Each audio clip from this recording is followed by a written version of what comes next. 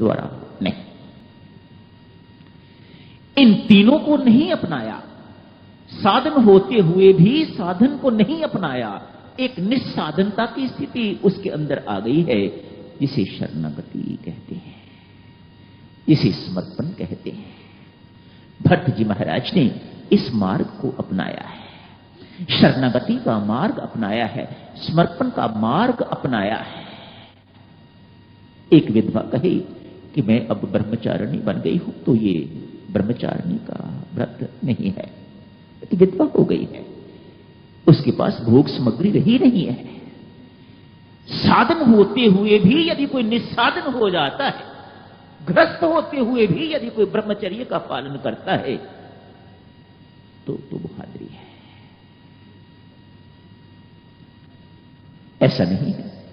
भट्ट जी महाराज के पास साधन नहीं है, सब साधन है, लेकिन उनकी मान्यता है मेरे पास कोई साधन नहीं है,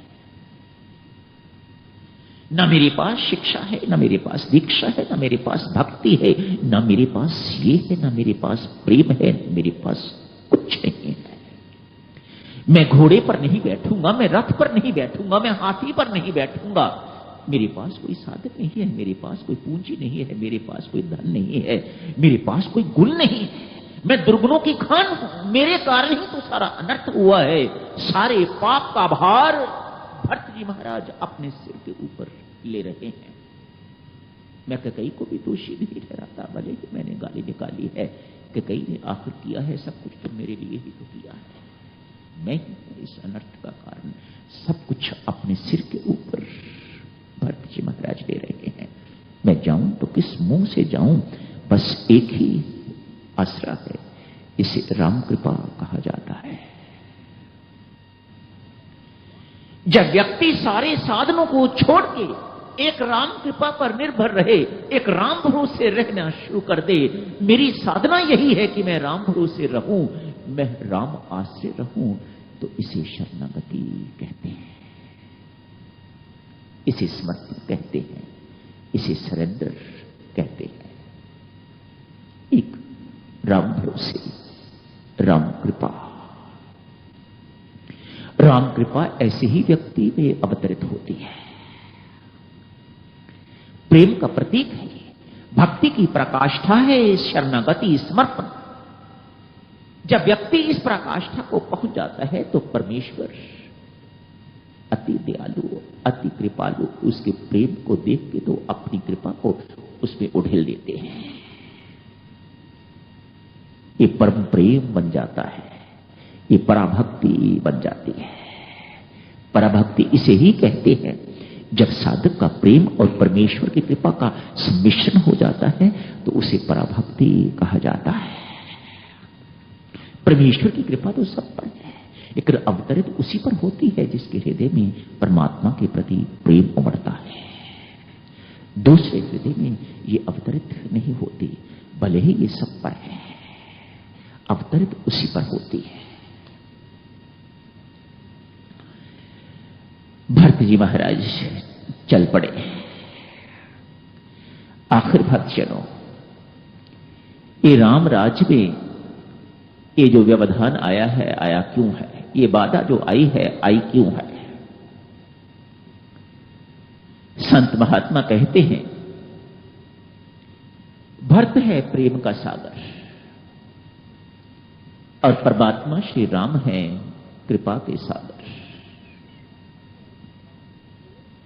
भक्त और भगवान की होड़ लगी हुई है आपस में। भक्त चाहते हैं कि मुझे कोई ना जाने, सब कुछ भगवान है, और भगवान कहते हैं बेशक मुझे कोई भूल जाए लेकिन कोई मेरे भक्त को ना भूले। दोनों में होड़ लगी हुई है। भट्ट जी महाराज 14 वर्ष के लिए ननिहाल चले गए, ताकि आप याद करो, संभवतः इन दोनों रामायणों में नहीं, अध्यात्म रामायण में वर्णन आता है कैकेयी का विवाह राजा दशरथ के साथ इसी शर्त पर हुआ था, जो मेरी कोख से, जो कैकेयी की कोख से जन्म लेगा वही राज्य का अधिकारी होगा। भट्ट जी महाराज इस बात को बहुत अच्छी तरह से जानते हैं। 14 वर्ष के लिए ननहाल चले गए। ये बाद में सब कुछ हो जाएगा, मुझे लोग भूल जाएंगे। और हुआ भी ऐसी। कैकेयी भी तैयार है, कैकेयी भी जानती है कि ये व्रत ये हुआ है, ये प्रण इस प्रकार का हुआ है, ये एग्रीमेंट हुआ है इस प्रकार का। लेकिन वह राम प्रेम में इतनी प्रभावित हो गई हुई है, इस प्रकार की हो गई हुई है, इतनी बह गई हुई है कि वह भी इस बात को भूल गई हुई है कि भरत ने राजा बनना है। भरत जी महाराज 14 वर्ष के लिए वहां चले गए। राम जी महाराज 14 वर्ष के लिए इधर आ गए।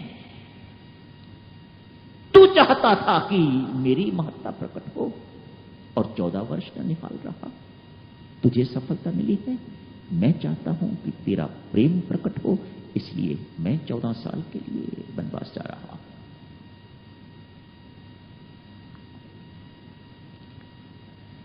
प्रेम का सागर एवं कृपा का सागर चित्रकूट में मिलने जा रहे हैं। दोनों वहां मिलेंगे जाके।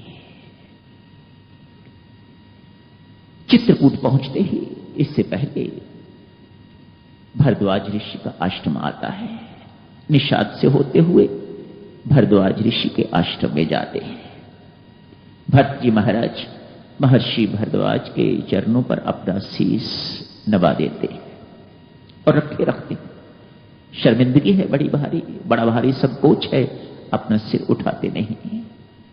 भरद्वाज मुझे अवश्य पूछेंगे, क्या तू ही वह भरत है जिसके कारण ये सारा अनर्थ हुआ है? क्या तू ही उसको माता कैकेयी का पुत्र है? संकोचवश अपना सिर जो है, अपना मस्तक उनके श्री चरणों से उठा नहीं रहे। अरे मैं जानता हूं, मैंने सब कुछ सुन लिया है, और संकोच में डूब जाते हैं। मानो ये मुझे बिना पूछे ही इन्हें पता लग गया हुआ है कि वही मैं हूं जिसके कारण ये अनर्थ हुआ है। अपना मस्तक और निभाए रखते हैं, उठाते नहीं। अरे भट्ट, तू अपराधी नहीं, मस्तक उठाया है। अपराधी तो कैकेयी है। अरे वास्तव में तत्व दृष्टि से देख, तू तो बड़ा ज्ञानी है, ध्यानी है, समझदार है। धर्म के सार मर्म को तू समझता है।